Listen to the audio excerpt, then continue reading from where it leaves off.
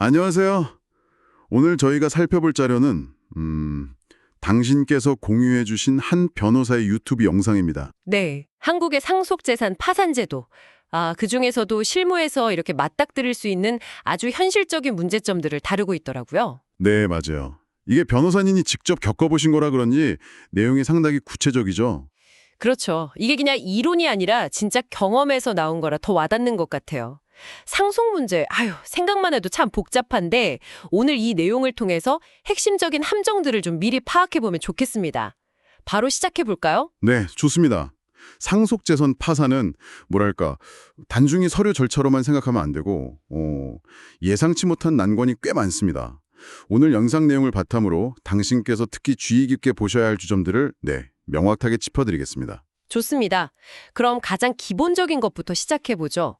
일단 누가 어디에 신청해야 하는지 이것부터 좀 헷갈릴 수 있을 것 같은데요. 그렇죠. 이게 첫 단추인데요. 상속을 아예 안 받겠다고 하는 상속 포기를 하신 분 말고요.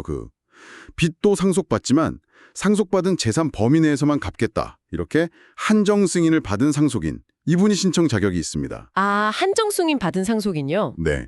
근데 여기서 진짜 중요한 함정이 바로 관할법원이에요. 한정 승인 자체는 돌아가신 분, 피상속인의 마지막 주소지 관할 가정법원에서 하거든요. 상속 관계를 정하는 거니까요. 네네, 가정법원. 하지만 그 후에 진행하는 상속재산 파산 신청은 이건 재산청산 절차잖아요. 그렇죠. 성격이 가르네요. 네. 그래서 관할이 달라요. 서울은 서울회생법원이고요. 다른 광역시 같은 곳은 해당 지역의 지방법원 본원에 해야 합니다. 가정법원이 아니라는 거죠? 그러니까 한정 승인은 가족관계 문제니까 가정법원, 파산은 재산 문제니까 회생법원이나 지방법원 본원. 와, 이거 진짜 헷갈리기 쉬운 포인트네요. 네, 많이들 혼동하십니다. 자, 그럼 법원을 제대로 찾아갔다고 쳐도요. 만약에 상속재산이라고는 정말 푼돈, 그런 수준의 예금뿐이고 빚은 산더미다. 이럴 때도 굳이 파산 신청 비용, 서울 기준 예납금 30만 원이라던데 이것까지 내면서 해야 하나? 좀 망설여질 것 같아요. 바로 그게 실무에서 진짜 많이 부딪히는 고민입니다. 영상 속 변호사님의 개인적인 의견이긴 한데 일단 상속 예금 총액이 10만 원이 안 된다거나 아니면 예납금 30만 원보다 더 적다. 이러면 굳이 비용 들여서 파산 절차를 밟는 게 실익이 좀 적을 수 있다. 이렇게 보시는 거죠. 실익이 적다. 네. 근데 또 어떤 분들은 그래도 혹시 모르니까 불안감을 해소하고 싶어서 진행하는 분들도 물론 계시고요. 다만 그 변호사님 의견은 예금액이 한 50만 원 이상이라면 나중에 혹시 모를 문제를 아예 방지하기 위해서라도 파산 신청을 하는 편이 낫지 않겠냐는 거죠. 50만 원 기준이군요. 네.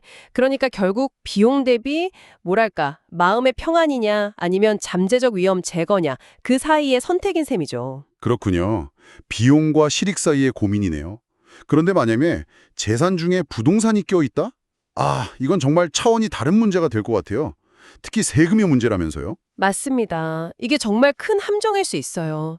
빚이 너무 많아서 상속세 자체는 안 나온다고 하더라도 한정 승인을 하면 일단 상속인 앞으로 부동산 등기를 해야 하거든요. 네, 등기는 해야겠죠. 할 수가 있습니다.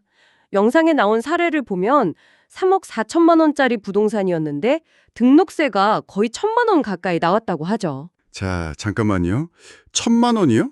아니, 상속받는 것도 거의 빚이나 마찬가지인데 세금만 1천만 원을 내야 한다고요?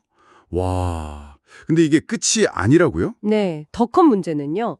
이 등록세가 파산 절차에서 재산을 다 처분했을 때 우선적으로 돌려받을 수 있는 재단 채권으로 인정이 안 된다는 대법원 판례가 있다는 겁니다. 인정이 안 돼요? 그럼 어떻게 되는 거죠? 쉽게 말해서 파산 관제인이 부동산 팔아서 생긴 돈으로 이 등록세를 갚아주는 게 아니라 상속인이 자기 개인 돈으로 내야 할 가능성이 매우 높다는 뜻입니다. 개인 돈으로요? 세상에. 네, 이러면 정말 배보다 배꼽이 더 커지는 상황이 올 수도 있는 거죠. 만약 등록세 부담이 너무 크다 싶으면 차라리 처음부터 한정 승인 대신 상속 포기를 하는 게 나을 수도 있습니다. 그리고 참고로 장례비 역시 우선 변제 대상은 아니라는 점도 기억해 두셔야 하고요. 와, 이건 정말 심각하게 고려해야 할 문제네요.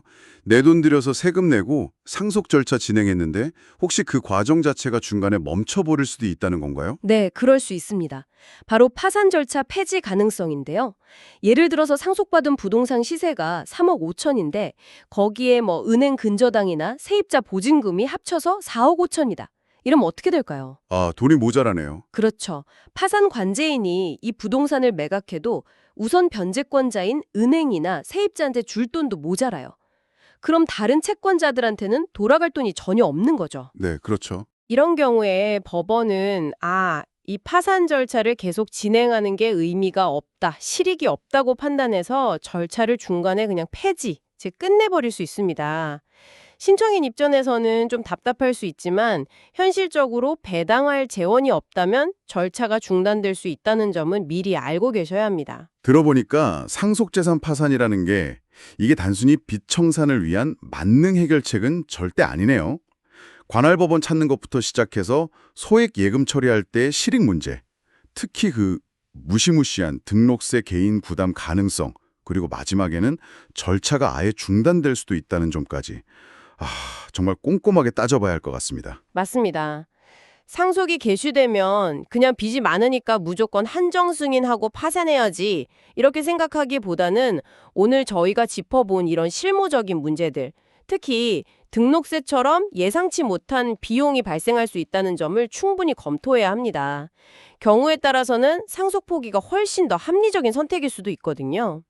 네, 초기 단계에서 어떤 전략을 취할지가 정말 중요합니다. 네, 오늘 저희가 당신께서 공유해 주신 영상을 통해 살펴본 내용들이 이 복잡한 상속 문제 앞에서 조금이나마 현실적인 판단을 내리시는데 도움이 되었으면 합니다. 마지막으로 당신께 이런 질문을 한번 던져보고 싶네요. 만약 당신이 예상치 못한 거액의 상속 등록세 부담이라는 현실에 딱 직면한다면 과연 어떤 결정을 내리시겠습니까? 다음 시간에 또 유용한 정보로 찾아뵙겠습니다.